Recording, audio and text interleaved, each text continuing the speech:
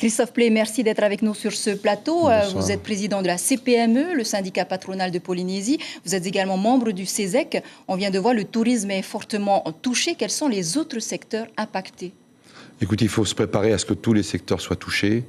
Évidemment, le tourisme va être frappé de plein fouet suite à la décision de la quatorzaine imposée à l'ensemble des personnes. Mais ce matin, les partenaires sociaux se sont réunis et avaient déclaré vouloir fermer tous les vols internationaux.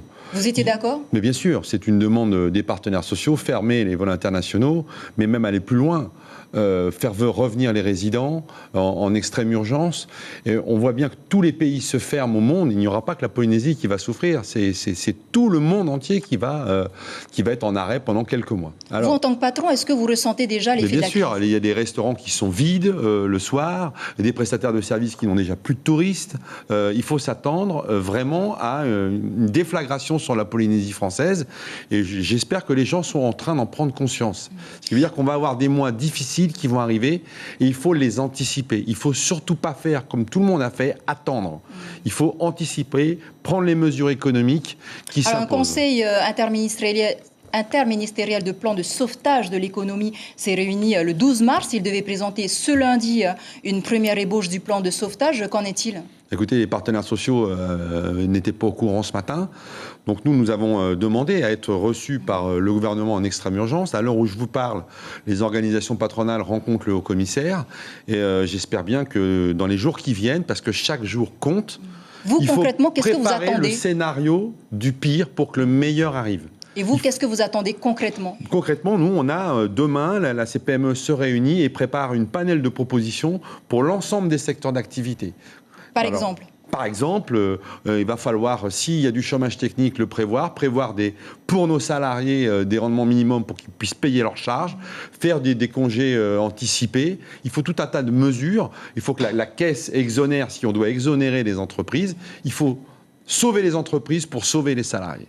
Et les petites entreprises, les toutes petites entreprises comme les chauffeurs de taxi, par exemple ? Eux, ils vont être touchés de plein fouet. Donc c'est pour ça que les partenaires sociaux, dès ce matin, demandent à se réunir en urgence. Aujourd'hui, la priorité, c'est d'essayer d'anticiper pour sauver notre économie dans les mois qui viennent. Comment on peut faire si demain, par exemple, le commissaire annonce le confinement ? Comment ça va se passer ? Eh bien, là, les entreprises, les chefs d'entreprise veulent aujourd'hui se mettre autour de la table pour parler de mesures concrètes et applicables dans les jours qui viennent, pas dans 3 mois, dans les jours qui viennent. Si jamais il y a d'autres cas de coronavirus qui se développent, il faudra tout de suite prendre des mesures. Alors, moi, je salue les mesures qui ont été prises aujourd'hui par le haut-commissaire et le président du gouvernement. C'est des mesures que tout le monde attendait. C'est un premier stade, mais nous, on n'ira pas par stade. On veut tout de suite protéger nos entreprises et nos salariés parce que ça serait dramatique pour les Polynésiens. Et je crois qu'aujourd'hui, on a encore le temps de faire les choses. N'attendons pas, préparons-nous. Les Polynésiens, on le sait, c'est un peuple solidaire. Quand tout le monde se mettra au diapason pour anticiper cette crise qui va arriver, ne vous posez pas la question si elle va arriver, elle va arriver.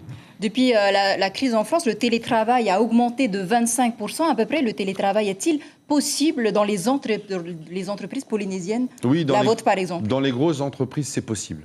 De tout ce qui est travail administratif pourra être fait à distance, sur les serveurs, etc. Mais il y a beaucoup de gens qui n'auront pas cette possibilité.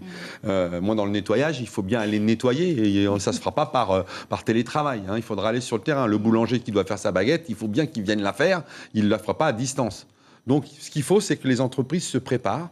Et moi, j'en appelle encore au gouvernement de réunir les partenaires sociaux en urgence pour préparer ce plan d'action avec les professionnels pour que ça soit le moins dur possible si jamais le haut-commissaire et le gouvernement décidaient d'un confinement. Christophe Pley, merci beaucoup d'avoir accepté notre invitation.